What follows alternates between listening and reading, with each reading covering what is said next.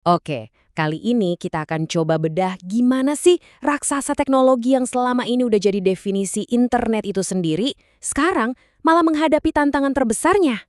Coba deh, Anda bayangin, rasanya hampir nggak mungkin ya nginget hidup sebelum ada Google. Mau cari resep, cari jalan pulang, apa aja, Google tuh udah kayak listrik atau air gitu. Selalu ada dan penting banget buat kita sehari-hari. Terus tiba-tiba di akhir 2022 muncul sesuatu yang nggak disangka-sangka. Yap, ChatGPT dari OpenAI. Dan ini langsung mengubah segalanya. Di dalam Google sendiri katanya sampai ada kepanikan loh, mereka menyebutnya kode merah.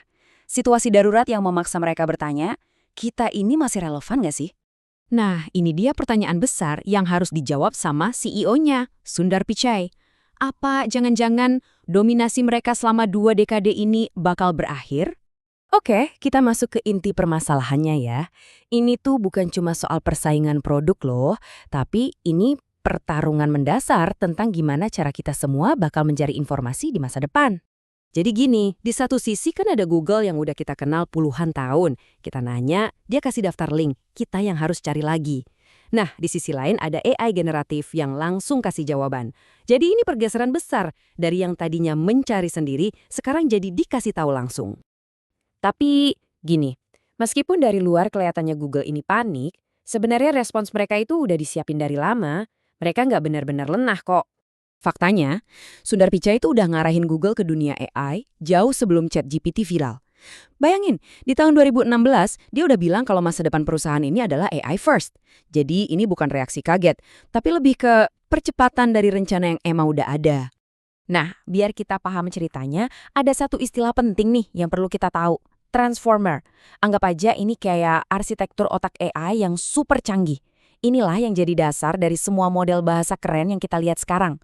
Dan disinilah bagian paling ironisnya. Teknologi inti yang dipakai sama si penantang, huruf T di GPT itu singkatan dari Transformer, ternyata itu ciptaan peneliti Google sendiri di tahun 2017. Jadi pada dasarnya, Google ini lagi melawan monster yang mereka bantu ciptakan. Tapi ya gitu, jadi yang pertama bukan berarti jalannya bakal mulus. Kenyataannya, waktu Google ngeluarin produk-produk AI mereka, waduh, malah kena banyak masalah yang jadi omongan publik. Pasti ingat kan, salah satu yang paling heboh itu waktu AI gambar mereka, si Gemini, bikin gambar-gambar sejarah yang ngaco. Ini langsung bikin ramai tuduhan soal AI yang woke lah, bias lah, dan ini nambahin keluhan orang-orang yang emang udah ngerasa kualitas pencarian Google makin menurun. Soal kontroversi Gemini itu, Pichai sendiri langsung akuin, dia bilang, kami salah. Ini pengakuan yang jujur banget ya, nunjukin kalau mereka sadar udah bikin kesalahan dan bakal memperbaikinya. Terus, gimana dong nasib produk utama Google, si Search? Nah, perubahannya ini benar-benar fundamental. Ini nih pertanyaan triliunan dolar. Kalau AI langsung kasih jawaban, terus buat apa orang ngeklik link lagi? Dan kalau nggak ada yang klik link, gimana nasib bisnis iklan Google yang jadi sumber uang mereka? Menurut Pichai, tenang aja, keduanya bisa jalan bareng. Dia percaya kalau kita sebagai manusia itu punya dua kebutuhan. Kadang kita cuma butuh jawaban cepat, tapi seringnya jawaban cepat itu malah bikin kita makin penasaran. Nah, disitulah peran link. Link itu jadi pintu buat kita buat ngeeksplorasi lebih dalam. Oke, di tengah semua tekanan ini, gaya kepemimpinan Sundar Pichai jadi sorotan utama. Gimana sih cara dia membawa Google melewati badai persaingan yang super ketat ini? Nah, buat ngerti cara berpikirnya, kita harus lihat sedikit ke masa kecil dia di India. Dia itu nggak pernah nganggep teknologi itu hal yang biasa. Dia pernah cerita nunggu 5 tahun cuma buat dapat telepon putar di rumah. Pengalaman-pengalaman kayak gitu yang bikin dia percaya banget kalau teknologi itu bisa bikin perbedaan yang sangat besar dalam hidup orang. Tentu aja, saingan beratnya nggak tinggal diam. Satya Nadella, CEO Microsoft, dengan terang-terangan nyindir Google. Dia bilang, saya mau orang tahu, kamilah yang membuat mereka menari. Maksudnya, inovasi Microsoft yang maksa Google buat ngikutin permainan mereka.